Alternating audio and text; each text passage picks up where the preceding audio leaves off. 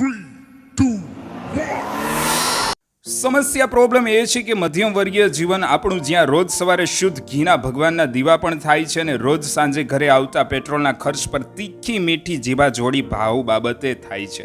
સ્વાભાવિક રીતે આપણે કંજૂસી જન્મસિદ્ધ અધિકારમાં મળી છે. જો ખોટા ખર્ચા ભૂલથી થઈ જાય તો આર્થિક જગતનો સૌથી મોટો અપરાધ બની જાય છે. માં સરસ્વતીનું પૂજન કરતો વિદ્યાર્થી તેની પ્રાર્થનાઓમાં એવું કહેતો સંભળાય છે કે પિતાશ્રીએ લીધેલી એજ્યુકેશન લોન જલ્દીથી ભરાઈ જાયને ઓલિમ્પિક મેડલ ભલે કોઈ એક ખેલાડી ગોલ્ડ લઈને આવે પણ સમાજના દરેક દીકરીના બાપને સોનાના ભાવ પર રોજ નજર રાખવી પડે છે કે ક્યારે ઓછા ભાવ થાય ને બચત મૂડીમાંથી સોનું ખરીદે. ચોમાસાના રસ્તા પર પડેલા ખાડા કરતા પેટના ખાડાનો દર્દ વધુ છે. પરિશ્રમને જીવ રેડીને કામ કરીને મહિને આવતો પગાર કોણ જાણે તેનું ક્યાં આર્થિક શોષણ થઈ જાય છે જે ઘરે આવતા પહેલા જ તે ગુમ થાય છે. આ દુઃખદ ઘટનાની નોંધ પોલીસ સ્ટેશનમાં જાહેર ફરિયાદ પણ સ્વીકારવામાં આવતી નથી. મજાની વાત એ છે કે વોટ્સએપ સ્ટેટસ પર હેપી લાઈફ લખ્યું જોવા મળતું હોય છે. વીર બહાદુર શ્રીમાન આદરણીય ભારતીય મધ્યમ વર્ગીય જીવને સલામ છે. અમોલ પાલેકર ફિલ્મ જેવું સપન વધુ ને વાસ્તવિકતા કંઈક જુદી. એટલે જ તે સિમલાનો ઠંડો પવન મન ભરીને ચોમાસામાં અગાસી ઉપર માણી લે ત્યારે ફરવા જવાનું બજેટ આ વર્ષે પણ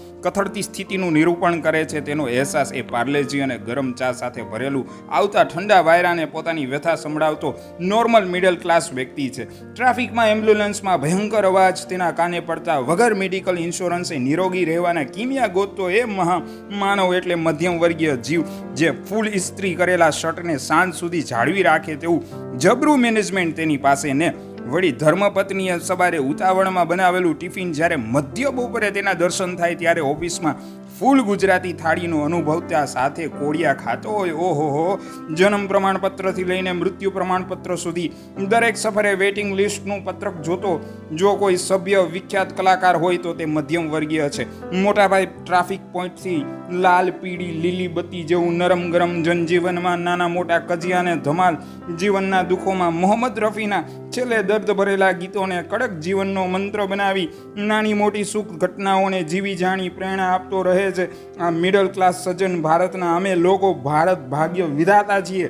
શુભ શરૂઆત. વાર્તા વિથ નીરવ પર સબસ્ક્રાઇબ ધ નીરવ મંદિર.